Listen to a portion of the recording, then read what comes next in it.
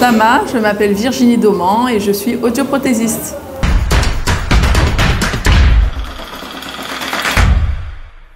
Alors, je suis audioprothésiste depuis 1 an et je viens d'ouvrir mon centre Audio pour tous à Garges-les-Gonesse depuis 3 mois.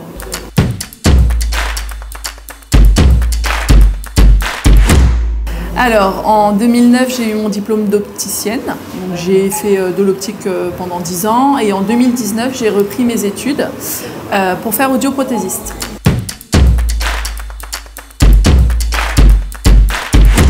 L'audioprothèse, en général, c'est un métier qui est très proche de l'optique. Donc, c'est un métier que je côtoyais aussi beaucoup et je trouve que c'est un métier qui est beaucoup plus technique et médical, ce qui me plaît davantage que l'optique.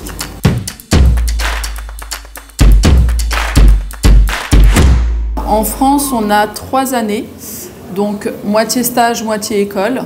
Et c'est des écoles d'audioprothèse. On peut aussi le faire à l'étranger. Et moi, du coup, dans le cadre d'une reconversion professionnelle, j'ai dû le faire à l'étranger, donc à Madrid exactement. Mais sinon, voilà, en France, c'est 3 ans, moitié stage, moitié école.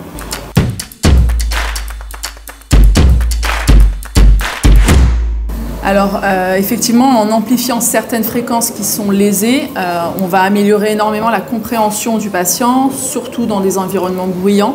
Ça amplifie surtout certaines fréquences qui sont abîmées.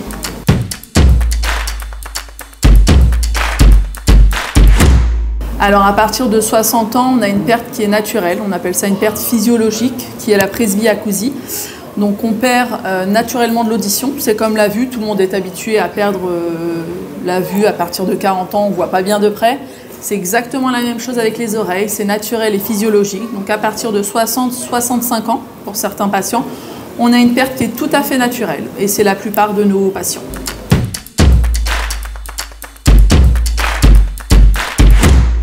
J'ai une moyenne à peu près de 75 ans, 75-80 ans. On commence à 65 et on va jusqu'à 85. Donc je dirais une moyenne à peu près à 75 ans. On peut avoir des enfants. Pour les enfants de moins de 3-4 ans, c'est mieux de voir des spécialistes pour les enfants parce qu'il y a des tests qui ne se font pas en centre et il faut vraiment le matériel pour. Mais au-delà de 4 ans, on peut faire tous les tests.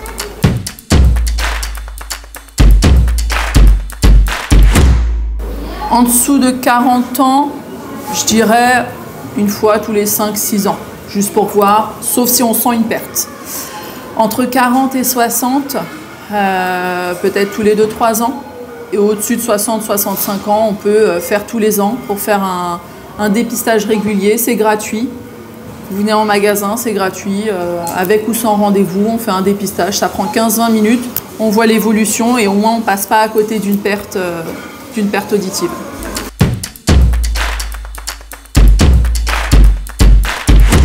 Il y a des appareils qui sont pris en charge intégralement par la sécurité sociale et la mutuelle. Donc ce n'est pas que la sécurité sociale. Il faut avoir la sécurité sociale et la mutuelle, ou la sécurité sociale et la CMU. Et en fait, c'est un appareil, on appelle ça entrée de gamme, qui est remboursé intégralement. C'est un appareil à pile qui est remboursé intégralement.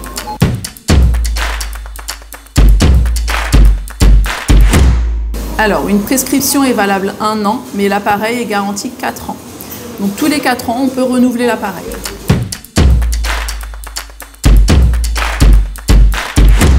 Les écouteurs en eux-mêmes, si on n'écoute pas la musique trop forte, ça peut aller.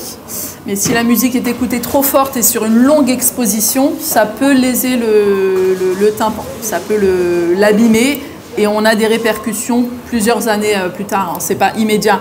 Si à 20 ans on écoute de la musique très forte, on ne va pas s'en rendre compte tout de suite. C'est à 60-65 ans on aura des répercussions, surtout à cet âge-là.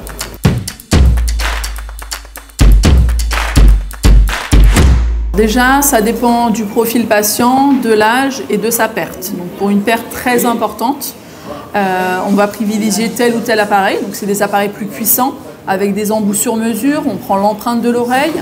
Donc, on met une patte dans l'oreille, on prend l'empreinte pour vraiment des pertes beaucoup plus importantes. Donc, ça, c'est au niveau technique. Et en fonction après de chaque patient, plus ou moins son budget aussi. Parce que si il veut que tout soit remboursé, on reste sur de l'entrée de gamme. Si il veut vraiment privilégier sa perte et avoir un appareil de meilleure qualité, bah, du coup, on lui propose un meilleur appareil.